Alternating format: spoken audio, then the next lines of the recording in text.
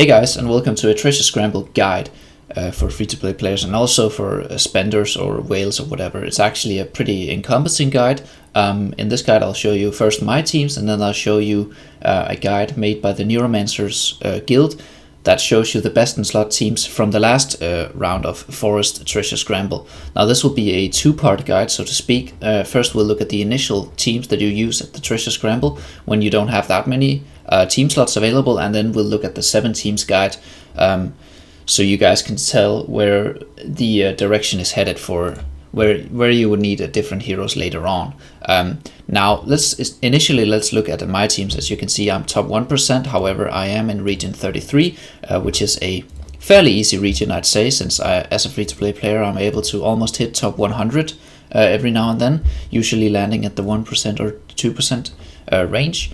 But yeah, let's look at my teams first. So I'll go into the team building feature, because then you can see my pets as well. For the first team here, as you can see, it's a Sustain Wilder Awakened Soulless team. Now for me, the 2 Awakened heroes that I have built is Awakened Soulless and Awakened Belinda. So this is where I use Awakened Soulless. I could imagine her working at Legendary, but to a lot, working a lot worse basically. For the pet, we're using the Fire Breather.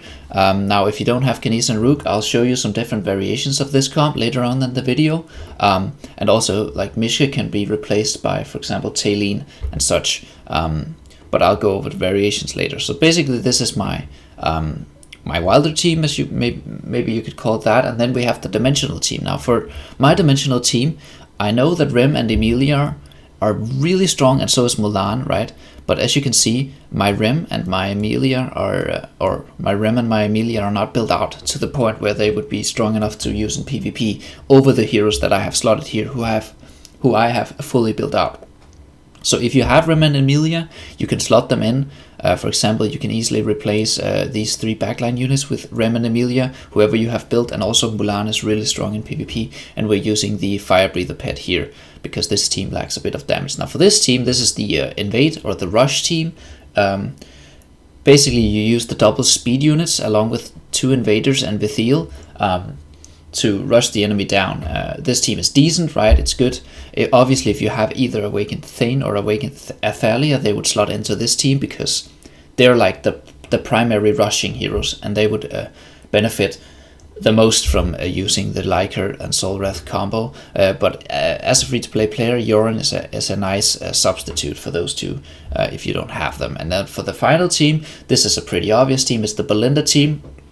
Now, notably, in the earlier rounds of Treasure Scramble, you can use Ulna with Belinda before Ulna is needed in another team, and that makes this team really strong. And obviously, you would want to use the Rock Lizard pet. However, if it's not your Rock Lizard pet, if it isn't level 9, I would consider using another pet, and then it's just any pet you have built out with a lot of intelligence stats in it.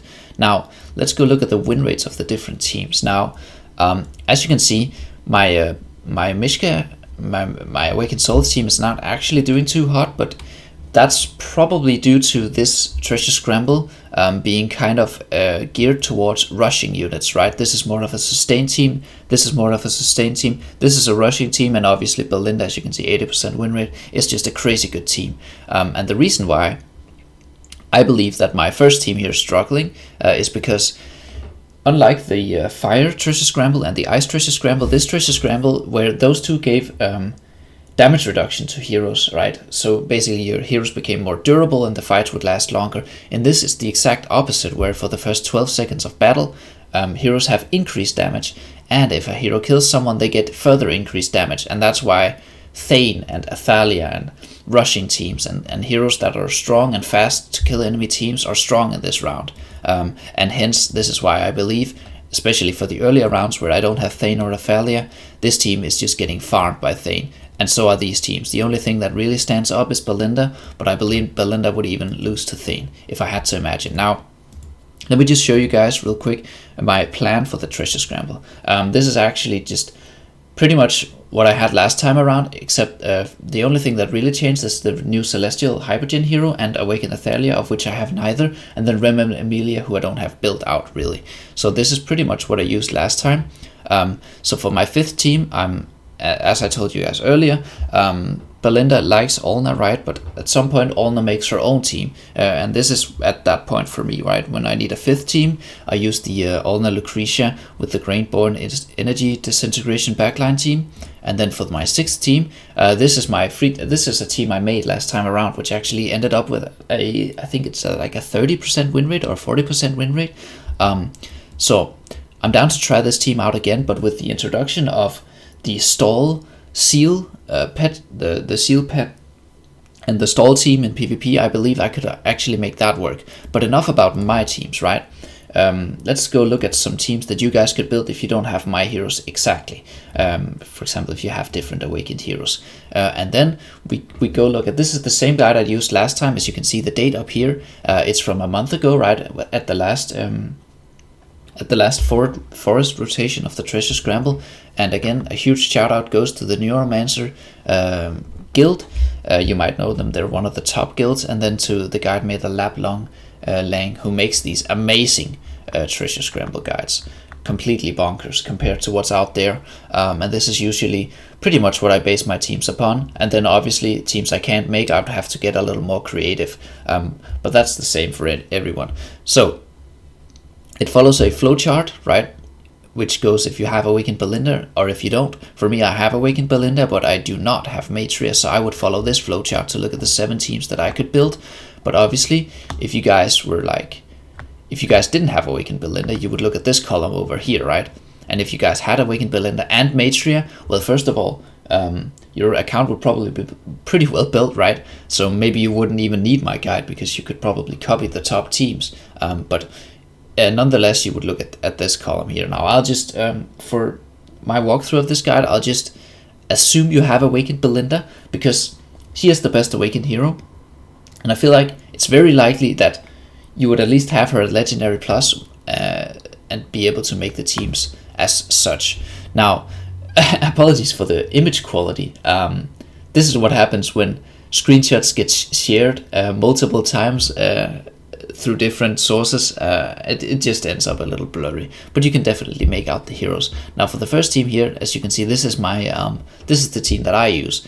And interestingly enough for you guys, I know a lot of people don't have Kanisa and Rook build out to Mythic plus 30 signature items, and you can use Brutus as a replacement instead. And then obviously Talene is better than Mishka if you have her built out to that extent, but I do not.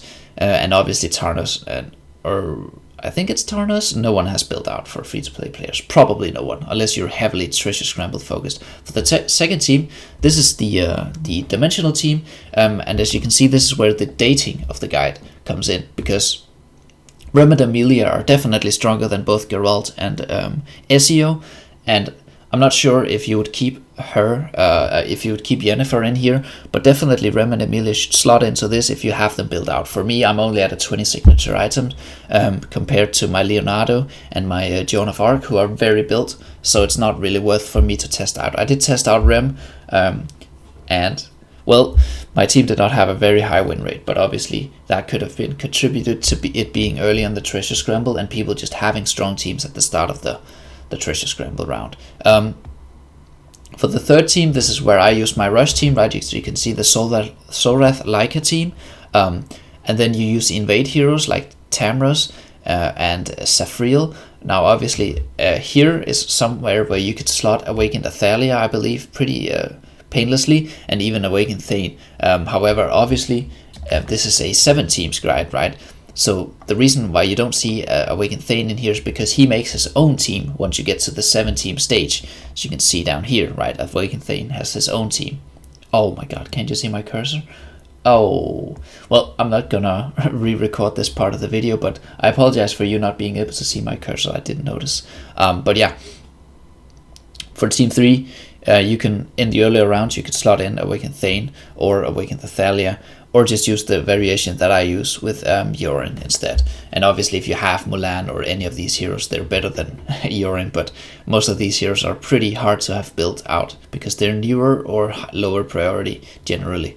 Alright, for the fourth team, this is the Olna team, right? As I spoke of earlier, this is also the team that I will be using once I hit 5 teams. Obviously I don't have Awakened Baden, but they also list Lucretia as a replacement. Pretty self-explanatory team. It's a pretty dated team as well. Like the Ulna Graveborn backline team has been around for a while. And then we have the the Brutus team. If you guys have him built now, earlier on you could use Brutus with the Dimensional team to great success. But later on, obviously, Brutus would become his own team, and that's what you see here, where you use Maulers. Well, not really Maulers, right? Just the Mauler frontline, and then you use, Framsim if you have him, and Awakened Teline if you have her, and didn't exchange her at the anniversary event. A lot of people built her out when she came out, and then consequently they exchanged her for a better Awakened hero at the exchange event. But if you still have her built out, you could probably build this team, and as you can see, there's a lot of replacements here possible. For a team without replacement, you would look at the Awakened Belinda team, because this team is set in stone, and the only changes you make to this team is early on in the Treasure Scramble, where you would be able to use both Ulna and Palmer. Where's Palmer?